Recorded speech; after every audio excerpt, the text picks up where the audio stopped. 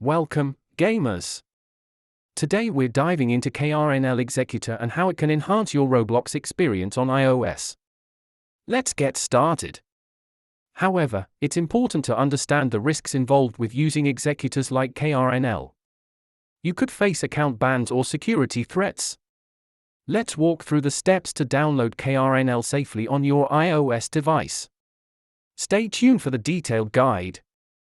Now, we'll explore how to install and set up KRNL Executor on iOS without jailbreaking your device. Follow these simple steps. Here are some best practices to ensure you're using KRNL safely during your Roblox gameplay.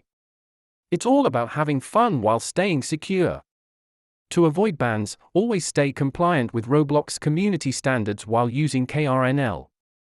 Play fair. Let's look at some essential scripts you can use with KRNL for a more enhanced gaming experience. These will take your gameplay to the next level.